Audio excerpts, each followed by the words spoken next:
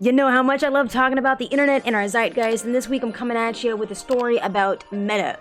We're gonna break down Facebook, known as, Meta, in the Metaverse today in this video. Why are hundreds of articles being published on Meta every week? What's the hype and what are they talking about? There's a lot of questions that are recently surrounding the Metaverse. Will they be able to achieve the things that they want to achieve? Leave the legacy they want to leave? Is it legit? Will it be a net positive? Or just an evil corporation trying to get us all to partake in a simulation that we agreed on? I'm gonna break down some of these larger questions. I hope that it's accessible to those of you that don't know about the Metaverse yet. Let's get into it. Since the beginning of this year, Facebook has changed its name to Meta, and aptly so because their mission and vision revolves really around pushing the Metaverse into the future. Pushing the Metaverse into the zeitgeist, really. The Metaverse is the biggest move away from the traditional gameplay that we're used to. Usually gameplay consists of first person, second person, or a third person perspective of the user holding a controller of some kind, operating the avatar on a screen. It's the biggest move away from that, right? We become the avatar. The Metaverse does work similarly to that of a user controlling an avatar, but instead of the controller and us staring at a TV, it's immersive. It's not so passive as it is an active experience in virtual reality.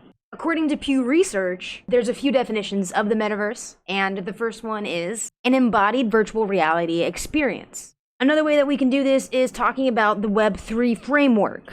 Now, that's more about its economics and maybe a video for another time. A third way that we describe the Metaverse is a creative platform for experiences. And I like that. That's pretty basic. I like that. It's super simple. In today's terms, the Metaverse is an extended reality, right? It covers augmented reality, virtual reality, and mixed reality or merged reality. I've heard MR be called both before. So XR is extended reality, and it's just an acronym that kind of encompasses all of those things that I just mentioned, AR, MR, and VR. Generally speaking, advocates of XR are saying that it's going to lead to the enrichment and advancement of many fields, including education, gaming and entertainment, healthcare, the arts, the social life, civic life. We're going to talk more about social life and cultural life later on, but it's supposed to be touching all of these areas and bettering them. Advocates for the Metaverse do say that the infusion of more experiences that contain XR, like the Metaverse, are good. They are a positive thing. These same people will also say that artificial intelligence and assistive systems are also a good thing for us to be familiar with as humans. Hey, advocates for the Metaverse are optimistic by nature. They think that,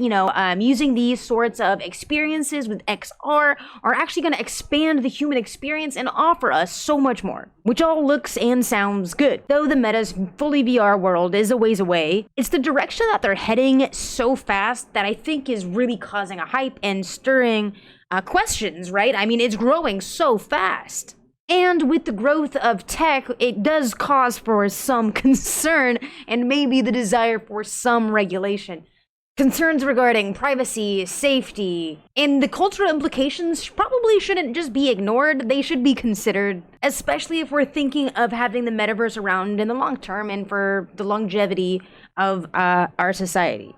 And what could it look like for us as a society on the whole? What will it look like for us, the user? Well, let's take a look at some net positives, right? Some potential net positives. One of the potential net benefits of the Metaverse is the simple application of additional technology. I mean, we're getting to apply all of this new technology that has been in our zeitgeist and used in other capacities. We're using the technology that's been in the zeitgeist and we're applying it to new things.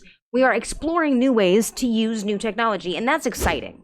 The Metaverse uses blockchain, artificial intelligence, the Internet of Everything, 3D modeling, and more. The Metaverse has really been kind of tapping into the zeitgeist of new technology and applying it into these, XR experiences. And this makes sense that on an individual experience, we don't want to feel like we're missing out on the new thing. And it's not surprising that people are trying to figure this out, get involved, learn about it. And it always does lead to the hypercapitalization of things, which is why in the Metaverse, you already see people buying houses, land, and property. Recently, a man paid $450,000 to have pixels besides Snoop Dogg's pixels. I understand that these technologies that I'm mentioning that are also part of the metaverse come with their own sets of concerns. It's very complicated and a complex issue. By 2028, the metaverse's market is estimated to grow to $475 billion. That's insane, dude. That's insane. The way that I'm actually like discussing these, it doesn't sound like net positives, but there's the capacity. There is the capacity for them to be net positives. That's what I mean by this. For example, it's not just individual users and celebrities investing into the metaverse, it is industries.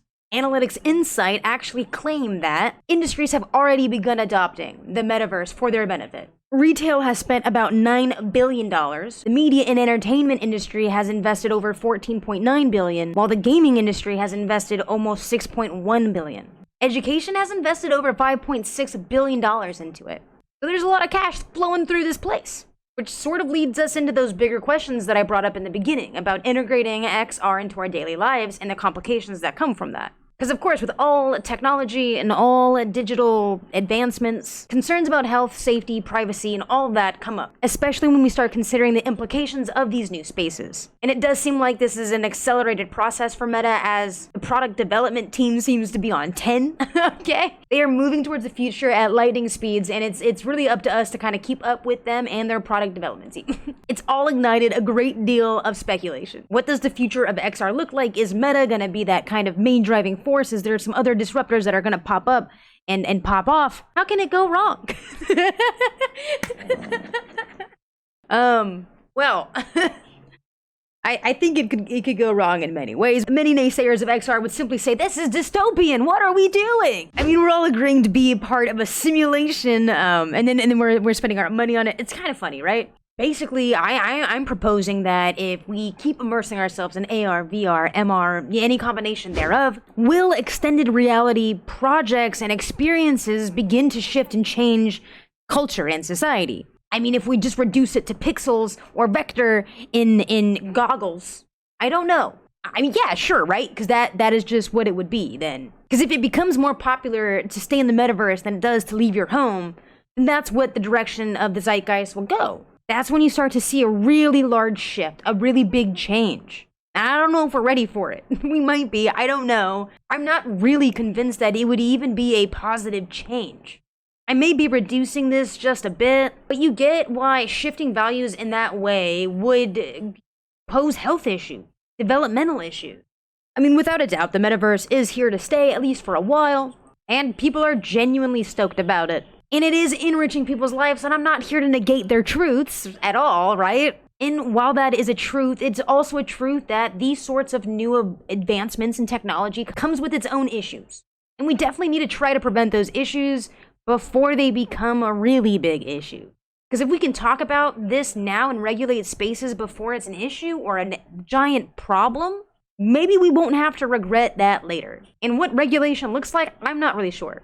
But it probably looks like people coming together with ideas and compromising, which is not going to happen. It's probably extremely unlikely. And that's honestly what I think I fear the most with this new sorts of technology. It's the inability to compromise, the inability to regulate, and actually use these technology, productively. So anyway, just know, evil or not, I think that is a call for us, the individual, to make.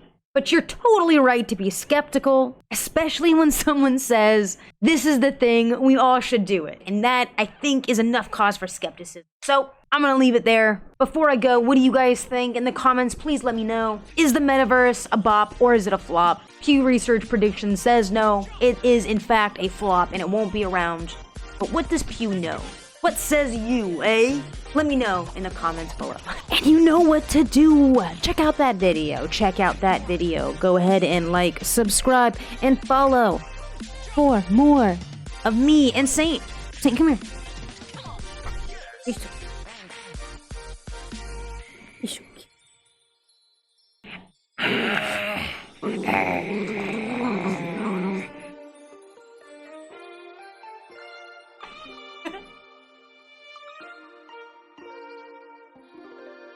Are you a new co-chair?